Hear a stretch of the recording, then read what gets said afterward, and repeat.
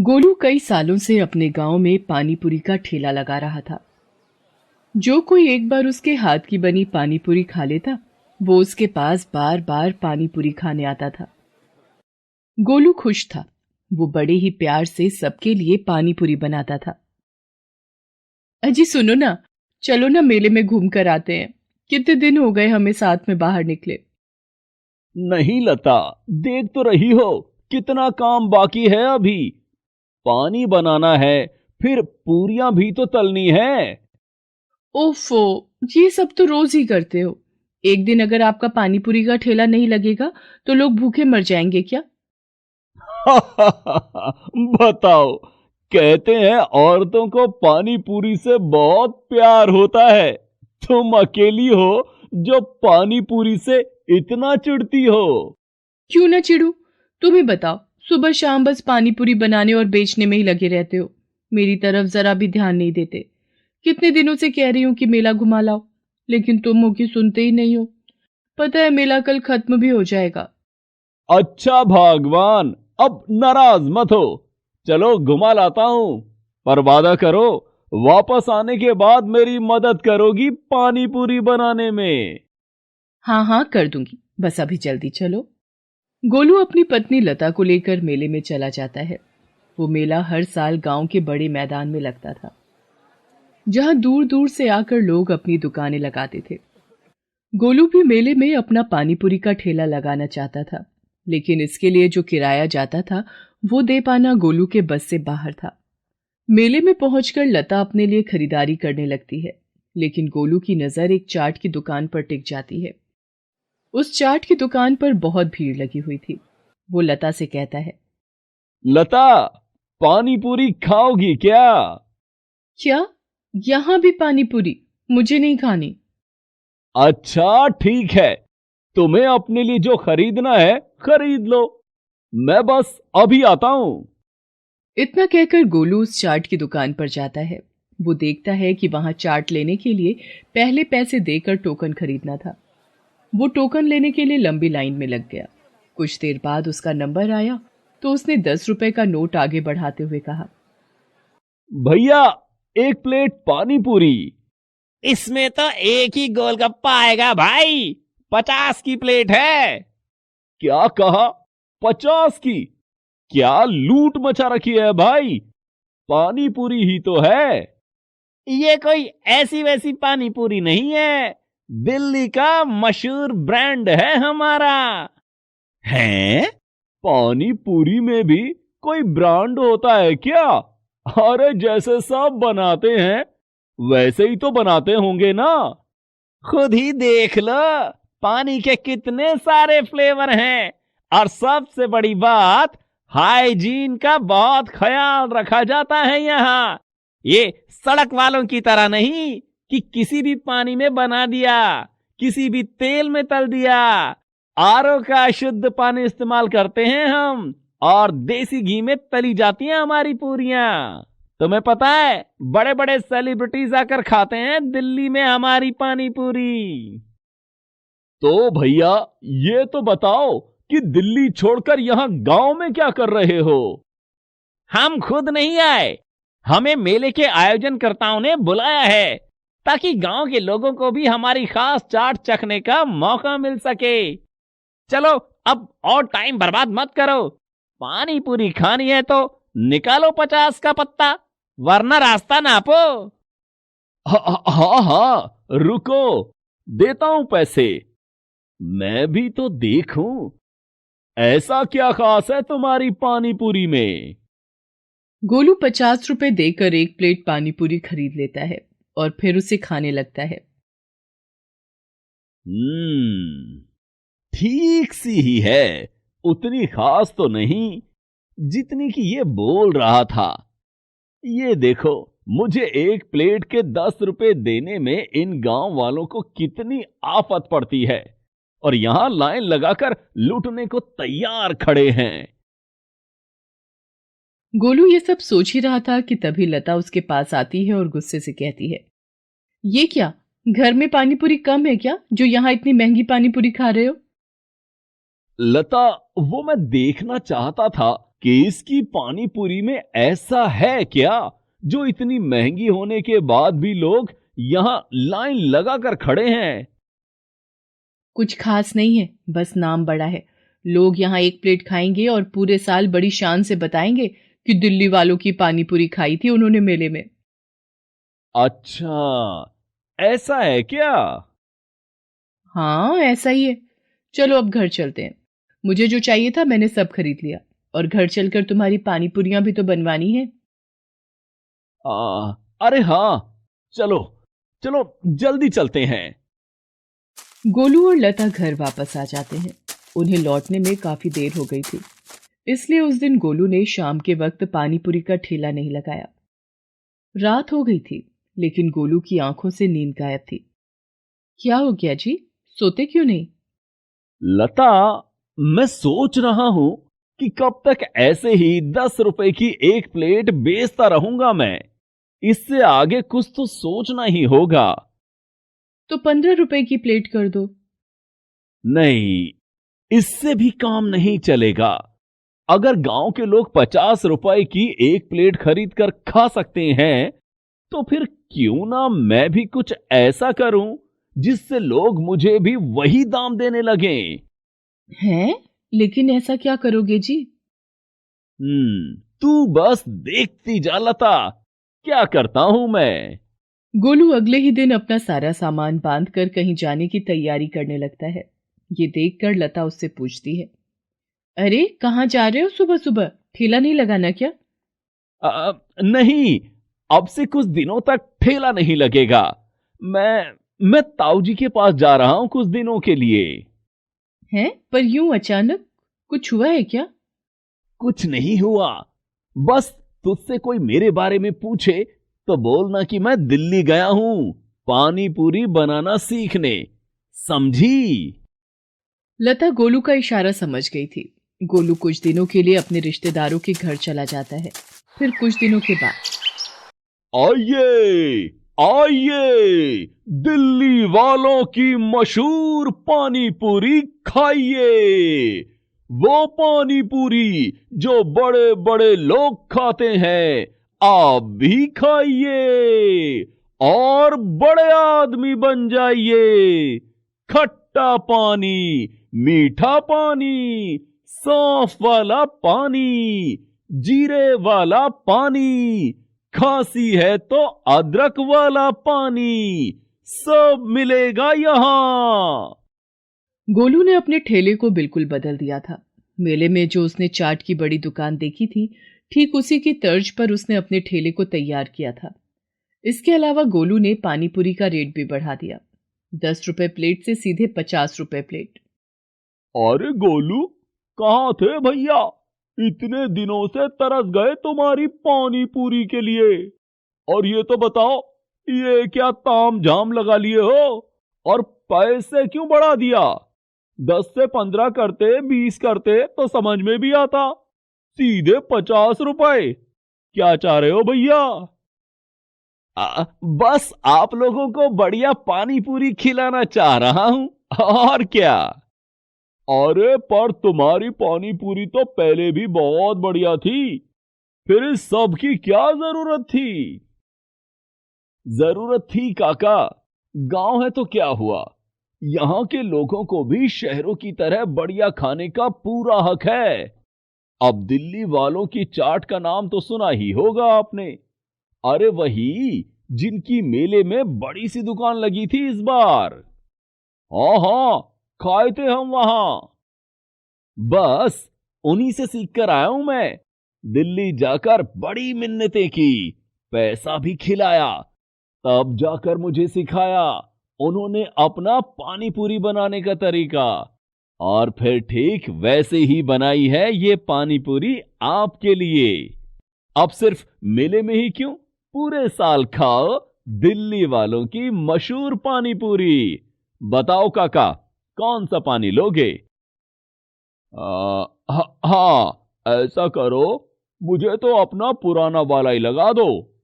गोलू ने अपने पानीपुरी के ठेले की काया पलट के लिए काफी खर्चा कर दिया था, इस उम्मीद में कि लोगों को ये सब पसंद आएगा और वो महंगे दाम पर पानी पूरी बेचकर ज्यादा मुनाफा कमा पाएगा। शुरू में ऐसा हुआ भी। लोगों ने शौक शौक में उसके पास से खूब पानी पूरियां खाई, लेकिन फिर धीरे धीरे लोगों ने उसके पास आना कम कर दिया। हालत ये हो गई कि गोलू की बनाई पानी पूरियां बचने लगी। मजबूर होकर गोलू उन्हीं बासी पानी पूरियों को बेचने लगा। ची ची ची ची ची। अरे गोलू, ये पानी पूरी तो बिल्कुल करारी नहीं है, और ये पानी, ओहो, इसका स्वाद कितना बेकार है। इतनी महंगी, और ये पानी पूरी, पता नहीं क्या कर रहे हो तुम। ना तुम पहले जैसे हो और ना तुम्हारी पानी पूरियां। वो ग्राहक बिना पैसा दिए और बिना पानी पूरी खाए ही वहां से चला जाता है। गोलू को समझ आ गया था कि वो अब कभी भी उसके पास पानी पूरी खाने वापस नहीं आएगा। गोलू काफी देर तक अपना ठेला लेकर खड़ा रहा, लेकिन कोई भी उसकी पानी पूरी खाने नहीं आया। गोलू का सारा सामान खराब हो गया था। वो उदास होकर घर वापस आ गया और सिर पकड़कर रोने लगा। अरे क्या हुआ जी, ऐसे क्यों रो रहे हो? मेरी किस्मत ही खराब है लता। पहली बार कुछ अलग करने की कोशिश की, और देखो क्या हो गया। कोई मेरी पानी पूरी नहीं खा रहा। नहीं, इसमें किस्मत का दोष नहीं है जी। ये सब तो लालच का फल है जो आपके मन में आ गया था। गलती मेरी भी है, मुझे आपको पहले ही रोकना चाहिए था, लेकिन अभी भी देर नहीं हुई है। नहीं लता, लोग मुझसे नाराज हो गए हैं। वो अब कभी मेरी पानी पूरी खाने नहीं आएंगे। बिल्कुल आएंगे जी। आपसे गलती हुई है। अगर आप अपनी गलती मान लें और वापस पुराने दाम पर पानी पूरी बेचें, तो मुझे लगता है कि आपके ग्राहक जरूर वापस आएंगे। गोलू लता की बात मान लेता है और फिर से अपने पुराने ठेले और रेट के साथ पानी पूरी बेचने लगता है। लोग उसे देखकर खुश हो जाते हैं और पहले की तरह उसकी पानी पूरी फिर से बिकनी शुरू हो जाती हैं। सोनापुर गांव में राधा अपने पति हरिया और सास जानकी के साथ रहती थी। हरिया सब्जी का ठेला लगाता था, उसी कमाई से उनका घर चलता था। राधा एक बहुत ही नेक और समझदार औरत थी। वो घर का सारा काम करती और अपने पति और सास की खूब सेवा करती थी। राधा और हरिया अपने सादे से जीवन में बहुत खुश थे, लेकिन राधा की सास जानकी एक दुष्ट औरत थी। वो राधा के हर काम में कोई ना कोई कमी निकालती और उसे ताना देने का कोई मौका नहीं छोड़ती। पर राधा सब कुछ चुपचाप सुनती और अपना काम करती रहती। वो कभी भी पलटकर जानकी को जवाब नहीं देती थी। इसी तरह उनके दिन बीत रहे थे। एक दिन राधा ने खाना परोसा तो उसकी सास बोली, अरे राधा, कितने दिन हो गए, तुझे अभी तक खाना बनाना नहीं आया? ये क्या बेस्वाद खाना मेरे आगे रख दिया है? क्या हुआ माँ जी? होना क्या है, मेरी तो किस्मत ही फूट गई जो अपने बेटे के लिए तुझ जैसी निकम्मी बहू ले आई। तुझे तो खाना तक बनाना नहीं आता। ये कहते कहते जानकी खाना छोड़कर चली गई। इसी तरह वो आए दिन हर काम पर राधा को कोई ना कोई ताना देती रहती। हरिया खूब मेहनत करके सब्जी लाता और दिन भर उसे बेचने के बाद शाम को जब थका हारा घर आता तो उसकी माँ जानकी राधा की बुराइयां लेकर बैठ जाती। बेटा, तू तो सारा दिन घर से बाहर मेहनत करता है। तुझे क्या पता, तेरी बीवी तो मुझे ठीक से 2 वक्त का खाना भी नहीं देती। अरे माँ, क्यों गुस्सा होती हो? मैं उसे समझा दूंगा। अब वो तुम्हारा मनपसंद बना दिया करेगी। हरिया भी कभी अपनी माँ के आगे नहीं बोलता था। दोनों अपनी माँ की बहुत इज्जत करते थे, परंतु जानकी हमेशा राधा के पीछे पड़ी रहती थी और उसे जली कटी सुनाती रहती थी। एक दिन हरिया सब्जी का ठेला लेकर घर को वापस आ रहा था। तभी रास्ते में उसका एक्सीडेंट हो जाता है, जिसमें उसे बुरी तरह चोट आती है। कुछ राहगीर उसे उठाकर अस्पताल ले जाते हैं और उसके घर पर खबर पहुंचा देते हैं। हरिया को काफी ज्यादा चोट आने के कारण और बहुत खून बह जाने के कारण काफी कमजोरी आ जाती है। डॉक्टर राधा को समझाते हैं, देखिए, इनकी हालत ठीक होते होते काफी समय लग जाएगा, क्योंकि इनकी एक टांग पर गहरी चोट आई है, जिस वजह से कुछ महीनों तक इन्हें आराम ही करना होगा। यदि आराम नहीं किया गया तो ये जीवन भर शायद चल ना पाए। जी डॉक्टर साहब, मैं इनका पूरा ध्यान रखूंगी। राधा हरिया को लेकर घर आ जाती है। अब राधा पर बहुत काम आ जाता है। उसे घर के साथ साथ हरिया का भी पूरा ध्यान रखना था। उसका हर छोटा बड़ा काम उसे करना पड़ता था। हरिया के इलाज पर वो सारा पैसा खर्च हो गया जो राधा ने जोड़ कर रखा था। अब तो घर में राशन के लिए भी पैसे नहीं थे। राधा को बहुत चिंता हो रही थी कि राशन कहां से आएगा। जानकी भी उसे ताने मारती रहती थी। अरे मनहूस, तूने तो अपने पति को अपाहिज बनाकर बिस्तर पर लिटा दिया। अब इस बुढ़ापे में क्या मैं राशन का इंतजाम करने जाऊंगी?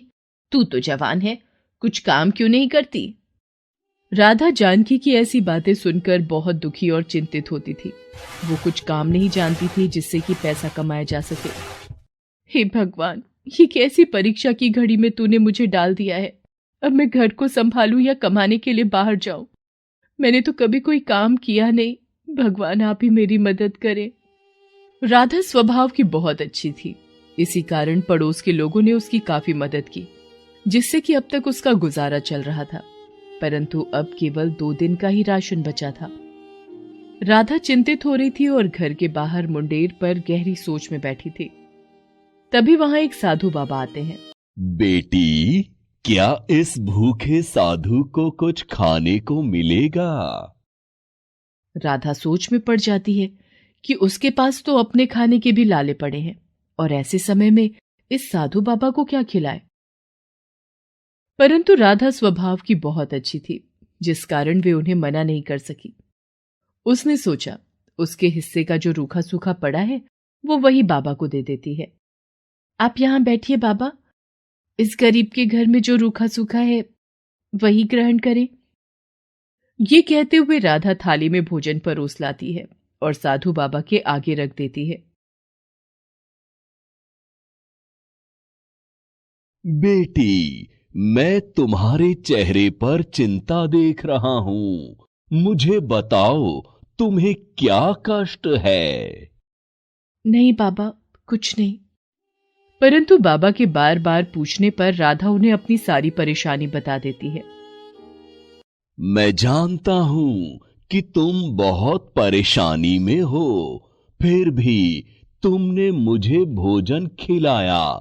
तुम एक बहुत नेक औरत हो, इसीलिए मैं तुम्हारी मदद करना चाहता हूं। आप मेरी मदद कैसे करेंगे? साधु बाबा एक कपड़े सीने की मशीन राधा को देते हैं और कहते हैं, देखो बेटी, इस मशीन में जादू है जो तुम्हारी मदद करेगी। तुम इसे अपने पास रखना। तुम्हें जो भी सिलना आता है, तुम वही कपड़े सिलना शुरू करो। बाबा, मुझे तो केवल बच्चों के कपड़े सिलने आते हैं, परंतु मैं घर से बाहर नहीं जा सकती क्योंकि मुझे अपने पति का भी ख्याल रखना होता है। हाँ, मैं सब समझता हूं बेटी, तभी तो मैंने तुम्हें ये जादुई मशीन दी है जो तुम्हारी मुश्किल आसान कर देगी। तुम घर बैठे ही बच्चों के कपड़े सिलना, देखना तुम्हें उस काम में खूब सफलता और पैसा मिलेगा, जिससे तुम्हारी सारी परेशानियां दूर हो जाएंगी और तुम्हारी सास भी तुम पर नाराज नहीं होगी। इस मशीन से कोई कपड़ा खराब नहीं बनेगा। तुम जो भी बनाओगी वो बहुत अच्छा बनेगा। आपकी बहुत कृपा साधु बाबा, आपने तो मेरी परेशानी हल कर दी। अच्छा, अब मैं चलता हूं। तुम जल्दी अपना काम शुरू कर दो। ये कहते हुए साधु बाबा वहां से चले जाते हैं और राधा वो मशीन अपने कमरे में रख लेती है। अगले ही दिन से राधा बच्चों के कपड़े सिलने का काम शुरू कर देती है। आस पड़ोस में कुछ घरों के लिए वो कपड़े सिलती है जो कि सभी को बहुत पसंद आते हैं। अरे बहन, तुमने मेरी बेटी का जो फ्रॉक बनाया था वो मेरी सभी सहेलियों को बहुत पसंद आया। वो सब भी तुमसे कपड़े सिलवाना चाहती हैं। हाँ हाँ, क्यों नहीं, तुम उन्हें मेरे घर ले आना। इस तरह से राधा का काम सभी को बहुत पसंद आता है और उसके पास कपड़े सिलवाने वालों की भीड़ बढ़ती जाती है। बाबा के आशीर्वाद से राधा का काम खूब फलने फूलने लगता है। अब वो घर पर रहकर ही अपने पति का ध्यान भी रखती और कपड़े सिलने का काम भी करती है। इस तरह काम चलने के बाद राधा के घर में खूब पैसे आने लगते हैं और उनके घर में किसी चीज की कोई कमी नहीं रहती। वो अपने पति और सास के लिए खाने पीने की खूब चीजें लाती है। उसकी सास उसे किसी प्रकार का ताना नहीं दे पाती। हरिया की तबीयत भी दिनों दिन ठीक होती जाती है और वो एक दिन राधा से कहता है, राधा, अब मेरी तबीयत काफी ठीक हो गई है। मैं भी तुम्हारे साथ तुम्हारे काम में मदद कर सकता हूं। तुमने मेरी इतनी सेवा की और मेरे घर माँ का भी ध्यान रखा, साथ साथ तुमने ये काम भी चलाया। मैं तुम्हारा शुक्रिया अदा करना चाहता हूं। ये सब बातें सुनकर राधा की सास भी शर्मिंदा हो जाती है और अपनी बहू से कहती है, बेटी, मुझे माफ कर दो। मैंने तुम्हारी काबिलियत पर हमेशा शक किया और तुम्हारे हर काम करने के बाद भी मैंने तुम्हें ताना ही मारा, परंतु आज तुम्हारी वजह से मेरा बेटा भी ठीक हो गया और हमारे घर में किसी चीज की कोई कमी भी नहीं रही। अरे माँ जी, आप माफी क्यों मांग रही हैं? ये मेरा ही घर है, आप लोग मेरे अपने हैं। मेरा फर्ज बनता है कि मैं इस घर का पूरा ध्यान रखूं और मैंने पूरी कोशिश भी की। बस आप दोनों का आशीर्वाद मुझ पर ऐसे ही बना रहे। राधा की एक पड़ोसन उसकी ये सफलता देखकर बहुत जलती है और राधा से बातों बातों में पूछ लेती है कि आखिर उसकी सभी परेशानियां खत्म होने का क्या राज है। उस पड़ोसन को जैसे ही पता चलता है कि राधा के पास एक जादुई मशीन है, वो जलन के मारे पागल हो जाती है और उस मशीन को चुराने का विचार बनाती है। एक दिन जब राधा घर पर नहीं थी, वो बहाने से उसके घर जाती है और उसकी मशीन चुराकर अपने घर ले आती है। वो जैसे ही मशीन पर काम करने लगती है, उसके दोनों हाथ बुरी तरह जख्मी हो जाते हैं और जलने लगते हैं। वो जोर जोर से मदद के लिए चिल्लाने लगती है। तभी उसकी आवाज सुनकर राधा भागी हुई उस पड़ोसन के घर आती है और देखती है कि उसकी जादुई मशीन उस पड़ोसन के पास है और वो जख्मी हालत में चिल्ला रही है। राधा जल्दी से उसके हाथों की आग बुझाती है और मरहम पट्टी करती है। ये सब होने के बाद वो पड़ोसन बहुत शर्मिंदा होती है और राधा से माफी मांगती है। मुझे माफ कर दो राधा, मैंने जलन में आकर तुम्हारी जादुई मशीन चुरा ली, जिसका मुझे ये फल मिला। लेकिन तुमने फिर भी मेरी मदद की। तुम बहुत अच्छी हो राधा, तभी तुम पर भगवान का आशीर्वाद है। मैंने चोरी करके बहुत बड़ी गलती की, मुझे माफ कर दो। नहीं बहन, ऐसी बातें मत करो। गलती तो हर इंसान से हो जाती है। तुमने अपनी गलती मान ली, यही बड़ी बात है। पर मुझसे वादा करो कि आगे से तुम ऐसा कोई काम नहीं करोगी। ये कहते हुए राधा अपनी जादुई मशीन उठाकर अपने घर ले आती है। हरिया भी राधा के काम में ही उसका हाथ बटाने लगता है और बाजार से सामान लाना, ले जाना और कपड़ों की सप्लाई दुकान पर देकर आना जैसे सभी काम वो कर लेता है। और बाबा के आशीर्वाद से उनके घर का माहौल भी अच्छा हो जाता है और तीनों खुशी खुशी रहने लगते हैं। Please subscribe this channel.